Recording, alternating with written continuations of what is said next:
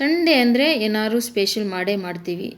ನಾನು ಮಾಡಿರೋ ಥರ ಈ ಚಿಕನ್ ರೆಸಿಪಿನ ಒಂದ್ಸರಿ ಟ್ರೈ ಮಾಡಿ. ಯಾವುದೇ ಮಸಾಲೆ ರುಬ್ದೇನೆ ಈ ರೆಸಿಪಿನ ಮಾಡಿದ್ದೀನಿ ನಾನು. ಇದನ್ನು ಯಾವ ಥರ ಮಾಡಬೇಕಂತ ತೋರಿಸ್ತೀನಿ ಬನ್ನಿ. ನಮ್ಮ ಮನೆಯಲ್ಲಂತೂ ಸಂಡೇ ಅಂದರೆ ಏನಾದ್ರು ಮಾಡೇ ಮಾಡ್ತೀವಿ. ಅದ್ರ ಜೊತೆ ಜೋಳದ ರೊಟ್ಟಿ ಅಂತೂ ಮಾಡೇ ಮಾಡ್ತೀನಿ ನಾನು. ಇದನ್ನು ಯಾವ ಥರ ಮಾಡಬೇಕಂತ ತೋರಿಸ್ತೀನಿ ಬನ್ನಿ. ಚಿಕನ್ನ ನಾನು ಇಲ್ಲಿ ನೋಡಿ, ಚಿಕನಲ್ಲಿ ಉಪ್ಪು ಅರಿಶಿನ ಹಾಕಿ ಕಲಸಿ ಇಟ್ಬಿಡ್ತೀನಿ. ಒಂದು 5 ನಿಮಿಷ ಆಗುತ್ತೆ ನಾವು ಒಗ್ಗರಣೆ ಮಾಡೋ ತನಕ. ಅದು ಚೆನ್ನಾಗಿ ಉಪ್ಪು ಅರಿಶಿನ ಇಟ್ಕೊಳ್ಳುತ್ತೆ. ಆಮೇಲೆ ಹಸಿ ವಾಸನೆ ಇರಲ್ಲ ಚಿಕನಲ್ಲಿ, ತುಂಬ ಚೆನ್ನಾಗಾಗುತ್ತೆ ತಿನ್ನುವಾಗ, ನಮಗೆ ಹಸಿ ವಾಸನೆ ಬರಲ್ಲ. ಇಲ್ಲಿ ನಾನು ಒಂದು ಬಾಣಲೆನ ಇಟ್ಕೊಂಡು ಅದಕ್ಕೆ ಎಣ್ಣೆ ಹಾಕ್ಕೊಂಡು 2 ಪಲಾವ್ ಎಲೆ, ಈರುಳ್ಳಿ ಹಾಕಿ ಅದನ್ನು ಫ್ರೈ ಮಾಡ್ಕೊಳ್ಳೋಕ್ಕೆ ಬಿಟ್ಟಿದ್ದೀನಿ.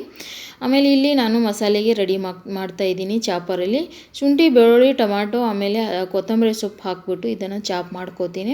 ಈ ಥರ ಮಾಡೋದ್ರಿಂದ ಫ್ರೆಂಡ್ಸ್ ತುಂಬ ಟೇಸ್ಟಿಯಾಗಿರುತ್ತೆ ಇದು ಚಿಕನ್ ಗ್ರೇವಿ. ಯಾಕಂದರೆ ನಾವು ಒಳಕಲ್ಲಲ್ಲಿ ಕುಟ್ಟಿ ಮಾಡ್ತೀವಲ್ಲ, ಆ ಥರ ಟೇಸ್ಟ್ ಬರುತ್ತೆ ಇದಕ್ಕೆ. ಮಿಕ್ಸಿಯಲ್ಲಿ ಹಾಕೋಕ್ಕಿಂತ ಈ ಥರ ಮಾಡಿದ್ರೆ ತುಂಬ ಟೇಸ್ಟಿಯಾಗುತ್ತೆ.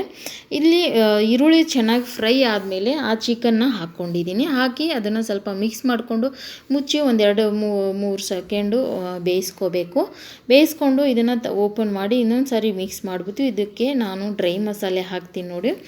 ರುಚಿಗೆ ತಕ್ಕಷ್ಟು ಅಚ್ಚ ಖಾರದ ಪುಡಿ ಹಾಕ್ಕೋಬೇಕು.